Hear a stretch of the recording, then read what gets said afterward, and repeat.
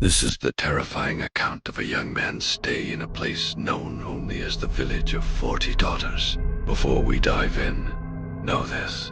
Some experiences are so deeply traumatic, they can just break a person. Our main character is Benjamin, a teenager whose life was already incredibly tough. For years, his mother had been suffering in an institution from a mysterious mental illness that took her ability to speak. Then, his contractor father dropped a bomb. He was leaving for a huge, months-long project. His solution was to send Benjamin to a remote backwoods village to live with a grandmother and an uncle, Huzro, whom he hadn't seen since he was a little kid. He arrived at the village, unsettlingly named 40 Daughters, right around sunset dawn. It was desolate. The only people he saw were a handful of stooped old women who just stared as he passed. His grandmother's house was set apart from the others.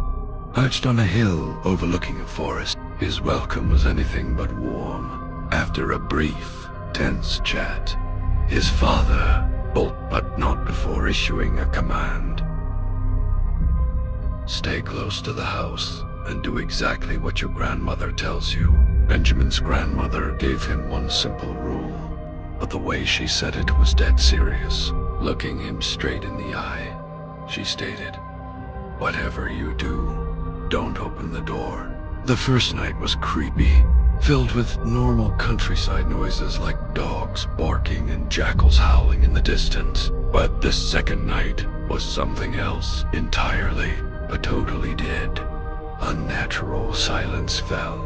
Then he heard it, a scraping sound, like nails dragging across the metal door to his room. On the third night, that same awful silence returned, but it was followed by a new sound, something like a whole herd of animals walking on two legs. Then, a whisper came from the other side of the door.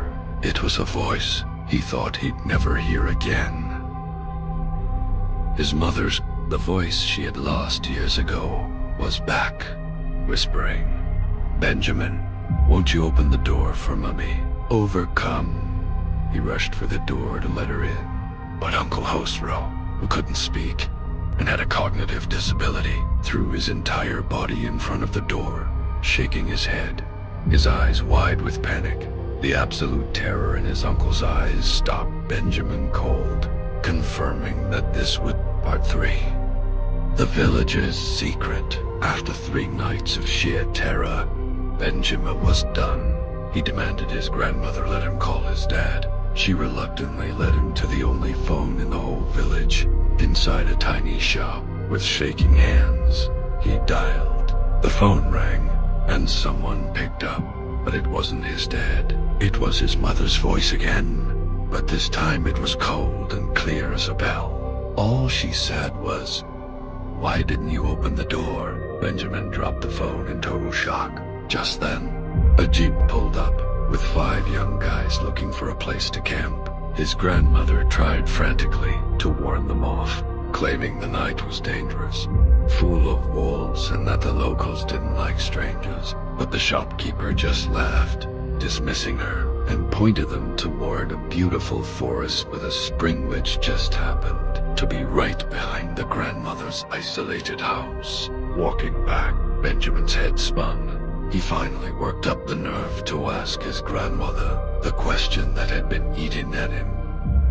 "We see this, Orzra. Why aren't there any other men in this village?" Her answer was simple, cold, and blood-freezing. "There are never any men here." Part 4. The Massacre. As night began to fall again, Benjamin was filled with horrible dread. He knew a slaughter was about to begin. In this village, when the forest went silent, death followed. Ignoring his grandmother's orders, he sneaked out to warn the campers. He found them already drunk, having a great time. They just laughed in his face when he frantically tried to warn them.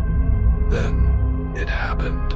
Every single sound from the wildlife, the birds, the bugs, the jackals, it all just stopped. Absolute, terrifying silence. Out of the shadows, they came. The story called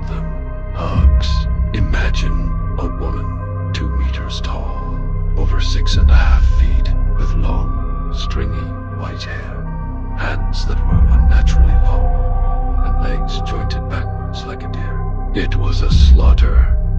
Brutal. Fast, not Benjamin watched in pure horror as one of the things lifted a man up by his head and crushed his skull. In the total chaos, he scrambled into the camper's jeep, locked the doors, and dove under the seats. He was a helpless witness, hearing nothing but the screams as the men were literally torn to pieces. Part 5. The dead end. Just when all hope was absolutely gone and the screaming finally stopped, Benjamin peeked out. One of the monstrous creatures was staring at him through the windshield. He thought, this is it. Suddenly, his Uncle Hosro exploded out of the darkness, holding a flaming torch and some kind of strange dagger. He charged the creatures, letting out silent screams. For a second, you thought they might make it. Hosro fought like a demon, actually pushing them back with the fire. But then, the story says, in an instant, a larger creature swooped in and tore his head off like a chicken's. That was Benjamin's one shot. Barely able to drive, he found the keys, started the engine, and floored it. The creatures swarmed the jeep, but he plowed right through them, running them down as he careened onto a dirt road. He drove all night, pedal to the metal. He didn't stop until the sun came up, finally pulling into a small town. Exhausted and terrified, he thought he was finally safe. He pulled over and asked the first person he saw, "Hey, that road I just came from, where does it go?" The man looked at him confused and replied, "That road doesn't go anywhere. It's a dead end. It just goes up into the mountains."